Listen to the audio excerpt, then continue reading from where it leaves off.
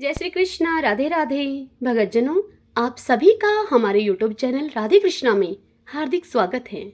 आज हम सब करवा चौथ व्रत की कथा और इस व्रत का महत्व जानेंगे। कार्तिक मास की चतुर्थी तिथि के दिन करवा चौथ का यह व्रत रखा जाता है। इस दिन सुहागिन महिलाएं पति की लंबी आयु और सुखी वैवाहिक जीवन के लिए इस व्रत को रखती हैं। इस दिन सुहागिन महिलाएं 16 श्रृंगार करके भगवान शिव और माता पार्वती की पूजा करती हैं। इसके साथ ही दिन भर निर्जला व्रत रहने के बाद शाम के समय चंद्रमा के दर्शन करके और चंद्रमा को अर्घ देने के बाद इस व्रत को खोलती हैं। इस दिन करवा माता की भी विधिवत पूजा की जाती है। शास्त्रों के अनुसार इस दिन पूजा करने के साथ इस कथा का पाठ अवश्य करना चाहिए। व्रत कथा को सुनने से ही यह व्रत पूर्ण माना जाता है। आइए जानते हैं करवा चौथ व्रत की कथा। करवा चौथ की पौराणिक कथा के अनुसार तुंगभद्रा नदी के पास देवी करवा अपने पति के साथ रहती थी। एक दिन करवा के पति नदी में स्नान करने के लिए गए। तब वहां नदी में एक मगरमच्छ ने उनका पैर पकड़ लिया और नदी की गहराई में उन्हें खींचने लगा। करवा के पति उन्हें पुकारने लगे। करवा करवा कहकर वह आवाज लगाने लगे।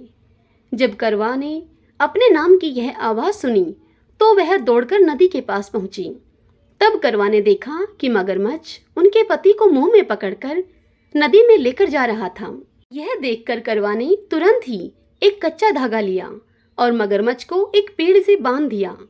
करवा का सतीत्व इतना मजबूत था कि वो कच्चा धागा टस से मस नहीं हुआ।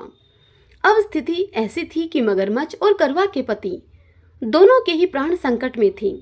फिर करवा ने यमराज को पुकारा।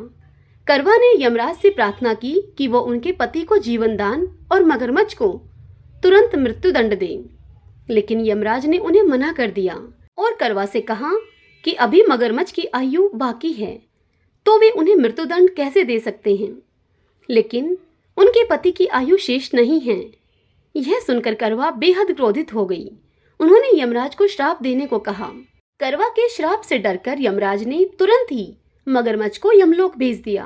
साथ ही करवा के पति को जीवन दान भी दे दिया। यही कारण है कि करवा चौथ का व्रत किया जाता है और प्रार्थना की जाती है कि हे करवा माता, जैसे आपने अपने पति को मृत्यु के मुंह से वापस निकाल लिया था, वैसे ही हमारे सुहाग की भी रक्षा करना। करवा माता के द्वारा बांधा गया वो कच्चा धागा प्रेम और विश्वास का था। इस विश्वास के कारण ही यमराज सावित्री के पति के प्राण अपने साथ नहीं ले जा पाए। सब बोलिए चौथ माता की जय, गणेश जी महाराज की जय।